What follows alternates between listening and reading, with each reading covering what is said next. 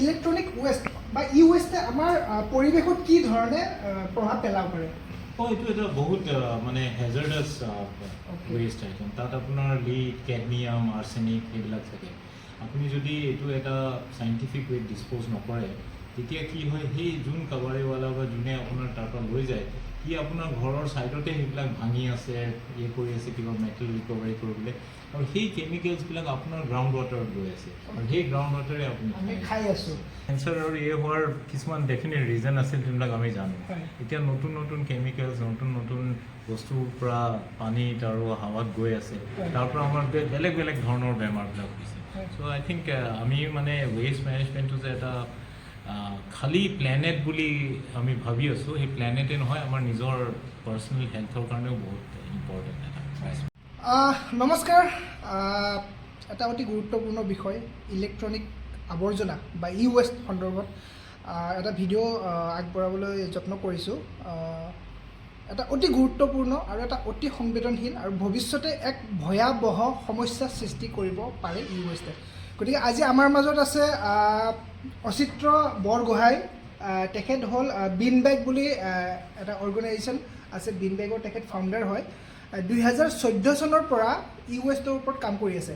গতিকে আমি দাদাৰ পৰা অলপ জানিব বিচাৰিম যে ই ৱেষ্টটো কি বস্তু, আৰু ই ৱেষ্টটো আমাৰ যিবোৰ ইণ্ডিভিজুৱেল হাউচ হোল্ড আছে, আমি কেনেকৈ ডিকম্প'জ কৰিব পাৰোঁ বা কি কৰিব পাৰোঁ। অচিন্ত দা অলপ কৈ দিয়কচোন।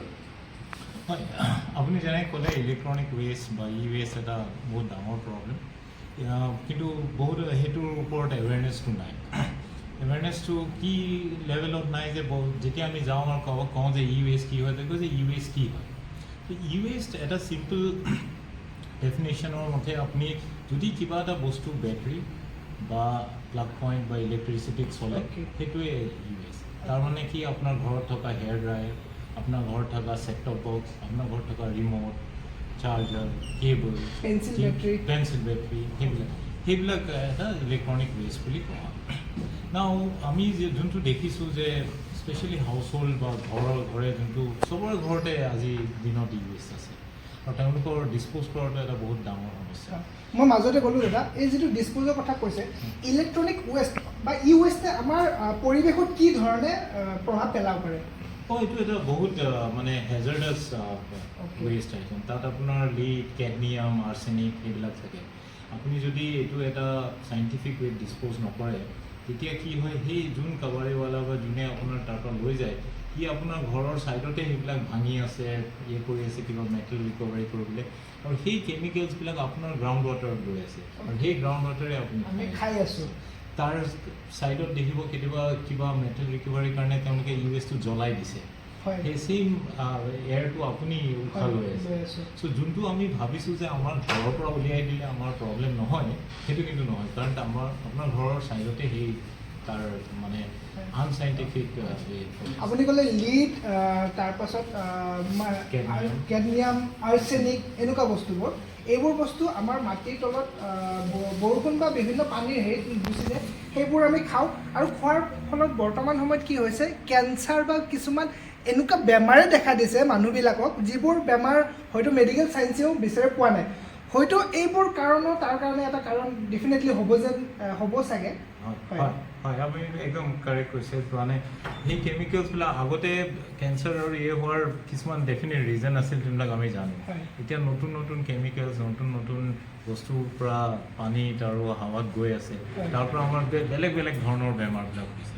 চ' আই থিংক আমি মানে ৱেষ্ট মেনেজমেণ্টটো যে এটা খালী প্লেনেট বুলি আমি ভাবি আছোঁ, সেই প্লেনেটে নহয়, আমাৰ নিজৰ পাৰ্চনেল হেল্থৰ কাৰণেও বহুত ইম্পৰ্টেণ্ট এটা। বৰ্তমান সময়ত তাৰমানে আমি সাধাৰণতে দুটা ৱেষ্টৰ কথা খুব সঘনাই জানো, এটা হ'ল আমাৰ ৱেট ৱেষ্ট আৰু এটা হ'ল ড্ৰাই ৱেষ্ট। কিন্তু সমান্তৰালভাৱে যিটো ই ৱেষ্ট, আৰু ই ৱেষ্টটো ইতিমধ্যে এখেতে ক'লে যে আমি ঘৰত মানে সেই ৰিম'টত ইউজ কৰা পেঞ্চিল বেটাৰীটোৰ পৰা আৰম্ভ কৰি মাউচ, তাৰপাছত ইভেন আজিকালি ঘড়ী, স্মাৰ্ট ৱাটচ কিছুমান ওলাইছে, এই গোটেইবোৰ ই ৱেষ্ট হয়। আমি ব্যৱহাৰ কৰালৈকে ঠিকেই আছে, কিন্তু ব্যৱহাৰ কৰাৰ পিছত আমি তাক কি কৰিছোঁ কেতিয়াবা ভাবিছোঁনে? গতিকে বিন বেগে 2014 চনৰ পৰা এইটোৰ ওপৰত কাম কৰি আছে আৰু আমি যিহেতু গ্ৰীণ গ্লোবেও কাম কৰি আছোঁ পৰিৱেশৰ ওপৰত গতিকে আজি এখেতক মানে ভালদৰে ভাবিলোঁ যে এটা ভিডিঅ' বনাওঁ যিটোৰ মাধ্যমেৰে আমাৰ সাধাৰণ মানুহখিনিও জানে এতিয়া দাদা কোনোবাই যদি ধৰি লওক ঘৰৰ পেঞ্চিল বেটাৰীটো হ'ব পাৰে ৰিম'টটো হ'ব পাৰে বা স্মাৰ্ট ৱাটচটো হ'ব পাৰে মানে সেইটো ইউজ কৰা নাই সেইটো যদি তেওঁলোকে আপোনালোক দিব খোজে কেনেকৈ কি মাধ্যমেৰে দিব পাৰে সেইটো আমি জানো যে এটা বহুত ডাঙৰ প্ৰব্লেম চবৰে ঘৰত আছে সেইকাৰণে আমি এতিয়া ৰিচেণ্টলি এটা ইকো বক্স বুলি এটা ছাবস্ক্ৰিপশ্যন ইকো-বক্স হয় এইটোত আপুনি কি কৰিব পাৰে যিকোনো হাউচ হোল্ড বা যাৰ ঘৰতে ইউএছ বা ইলেক্ট্ৰনিক বস্তু পুৰণা ভঙা চিঙা আছে তেওঁলোকে আমাৰ ৱেবছাইটত গৈ এটা এই বক্স এটা অৰ্ডাৰ কৰিব পাৰে সেইটো কমপ্লিটলি ফ্ৰী আমাৰ কোনোবা মানুহ আহি পেলাই আপোনাৰ ঘৰলৈ আহিব বা এই বক্সটো আপোনাৰ ঘৰলৈ ডেলিভাৰ হ'ব তাত আপোনাৰ যি পুৰণা ইউএছ আছে এইবিলাক চব আপুনি ভৰাই আমাৰলৈ পঠাই দিব পাৰে even shipping is also' free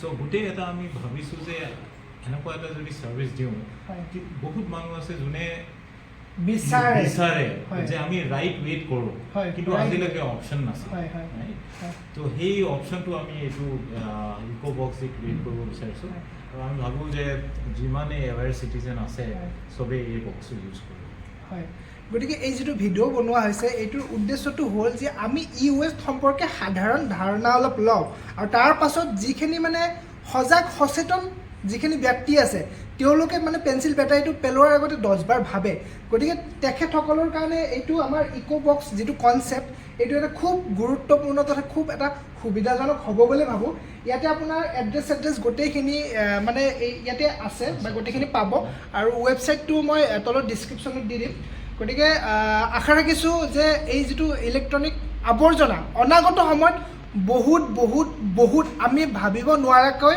বেয়া হ'ব গৈ আছে গতিকে সময় থাকোঁতে যদি আমি এই বস্তুবোৰ জানো বুজোঁ আৰু যদি আমি তেনেকেই কামবোৰ কৰোঁ নিশ্চয় আমাৰ ভৱিষ্যত প্ৰজন্মসকল নিশ্চয় ভাল লাগিব গতিকে আশা ৰাখিছোঁ বিন বেগ সফল হওক প্ৰকৃতি সঁচাকৈ সুৰক্ষিত হওক আমি সকলোৱে ভালেই থাকোঁ ধন্যবাদ